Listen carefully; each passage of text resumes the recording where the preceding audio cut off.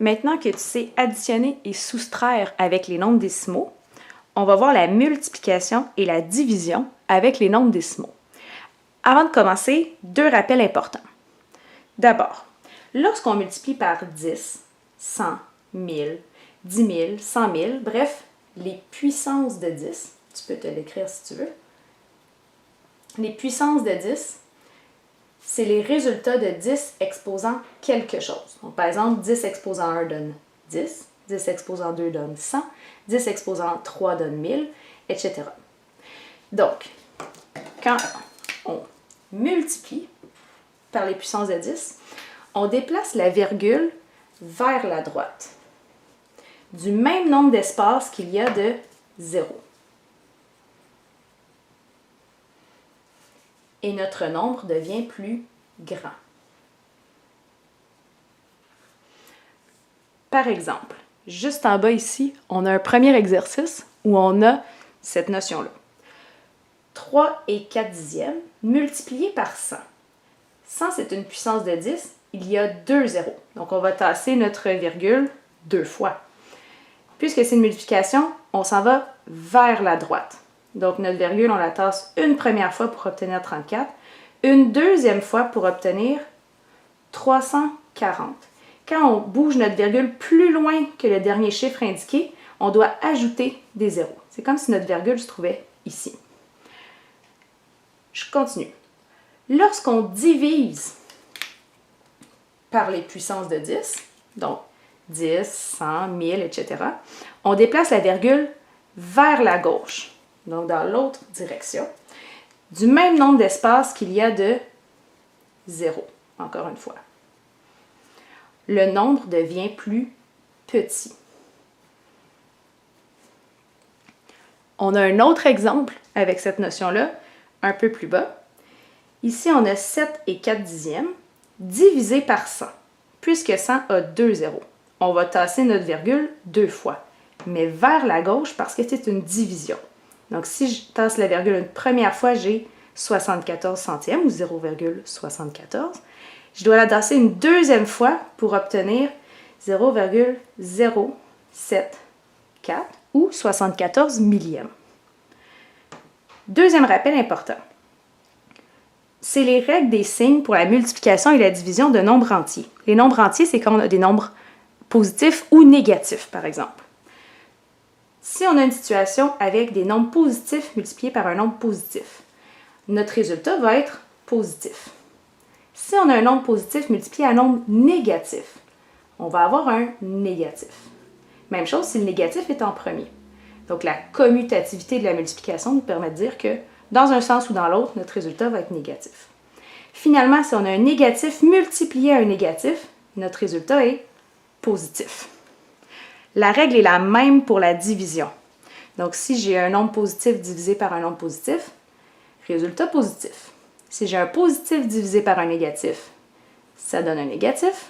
Un négatif divisé par un positif donne aussi un négatif. Et un négatif divisé par un négatif va nous donner un résultat positif. Il y a plusieurs exemples ici. Tu peux les compléter toi-même en arrêtant la vidéo. Je donne les réponses dans un instant.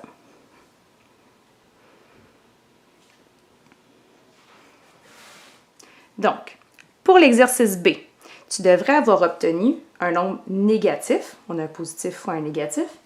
Et ce serait 6870. À l'exercice C, on a un négatif multiplié par un positif. Notre réponse va être donc négative. Ce qui donne ici 400 et 5 dixièmes. Pour l'exercice E, on va avoir un résultat positif parce qu'on a 2 négatifs dans notre division. Ici, le résultat, c'est 0,00003, 4, 5. Et finalement, pour le F, le résultat va être 0,045008. J'ajoute une petite note à tes notes de cours.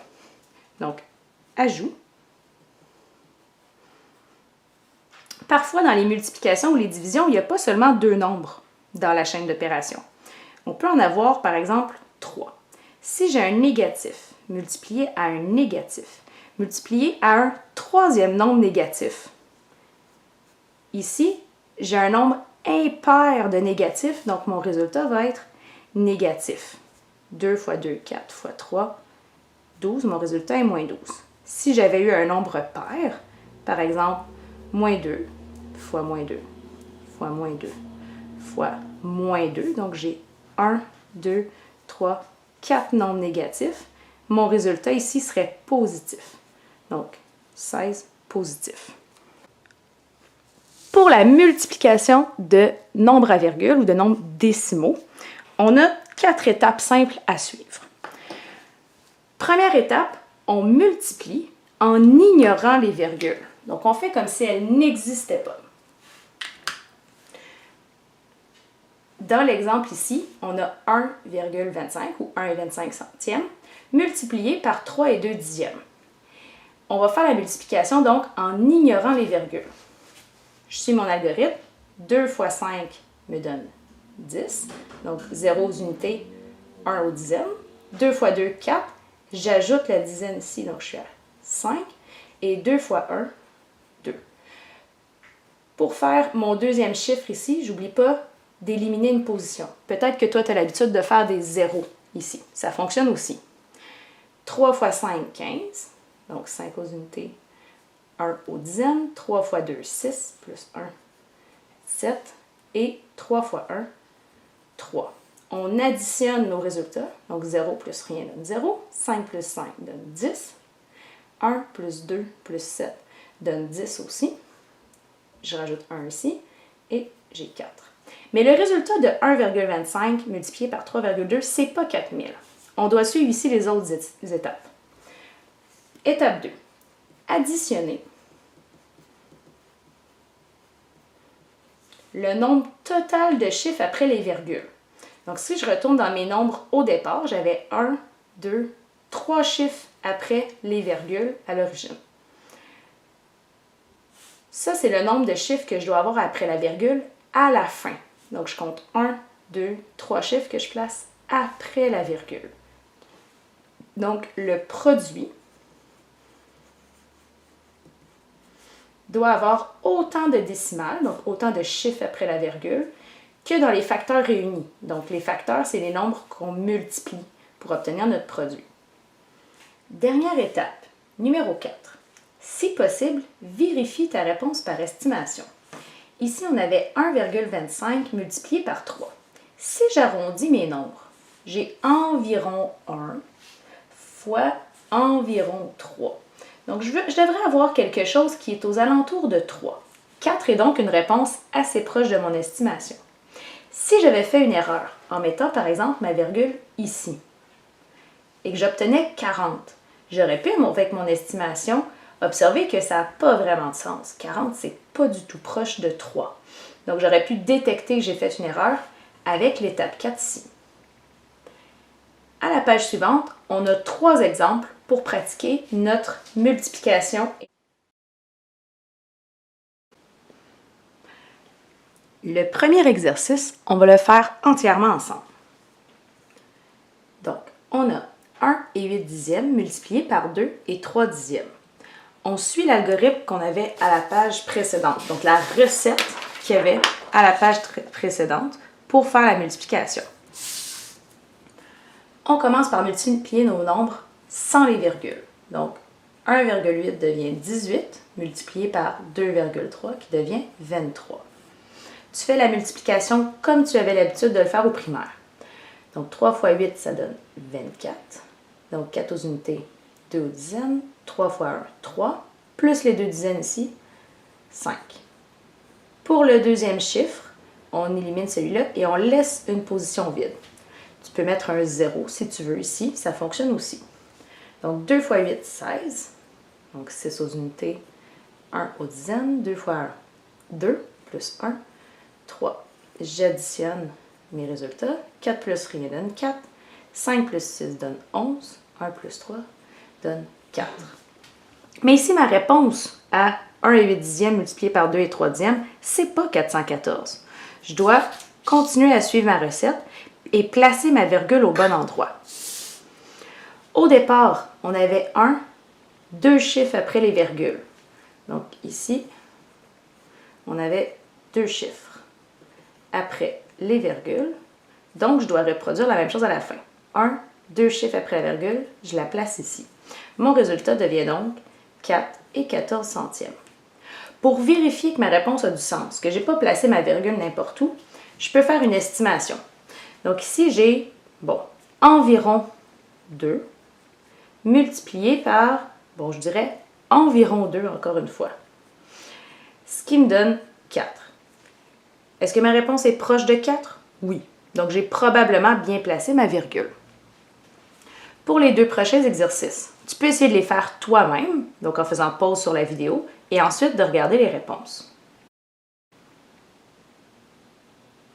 Je commence. Pour l'exercice B, on a un nombre négatif multiplié à un nombre positif. Donc, on sait déjà que notre réponse va être négative à la fin.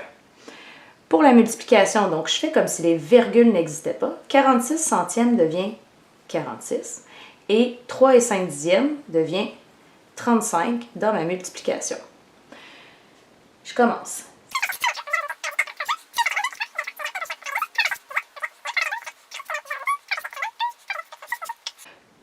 Ma réponse, c'est pas 1610. Je dois placer ma virgule.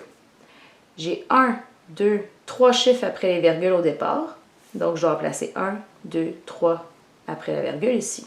Donc, mon résultat est moins 1,61. Donc, je pourrais dire qu'ici, j'ai 61 centièmes ou je pourrais rajouter le 0, ce ne serait pas une erreur. Et j'aurais 610 millièmes. Avant de passer au prochain, je fais une estimation pour vérifier ma réponse. Moi, j'aime bien faire l'estimation en fractions. Donc, ici, j'ai environ une demi fois environ 3 et une demi. En fait, c'est pile 3 et une demi. 3 et une demi, c'est 7 demi. Donc, ça me donne au numérateur 7, au dénominateur 4. Donc, 7 quarts, c'est proche de 8 quarts qui est 2 entiers, mais un petit peu en dessous. Donc, je devrais avoir une réponse qui est proche de 2, mais un petit peu en dessous. Ici, par contre, je suis dans les négatifs. J'aurais dû mettre un moins ici. Donc, proche de moins 2. C'est vrai que je suis près de moins 2. Pour le prochain. Ici, on a 2,3%. Donc ça, on pourrait l'écrire comme, si on change notre pourcentage en nombres décimaux, comme 0,0 et 2 centièmes, parce que des pourcentages, c'est des centièmes, et 3 millièmes. Ou, pour ceux qui le voient mieux en fraction, c'est comme si on avait 2,3 centièmes ou pourcent. Par contre, il faut changer cette fraction-là pour avoir un entier en haut en 23 millièmes, ce qui est équivalent à ça. Ensuite, pour bien faire notre multiplication, il faut changer justement notre mot-clé de multiplication de en le symbole de multiplication. Finalement, ce que j'ai en réalité ici, c'est 0 et 3 millièmes multiplié par 5 et 1 dixième. Je fais ma multiplication. Donc, j'oublie les virgules, j'obtiens 23 ici, multiplié par 51. 1 fois 3. 3.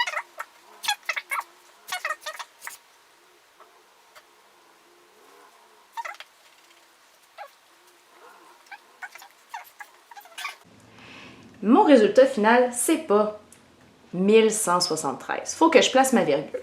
Au départ, avant ma virgule, j'avais 1, 2, 3, 4 chiffres après la virgule. Donc, j'ai 1, 2, 3, 4 chiffres que je dois placer après la virgule. Ici, il faut faire attention de se fier à notre nombre décimal quand on compte les chiffres après la virgule et non à notre pourcentage. Donc, ici, on n'a pas un chiffre après la virgule en nombre décimal, on en a 3. Donc, mon résultat, c'est 0 et 1173 10 millièmes.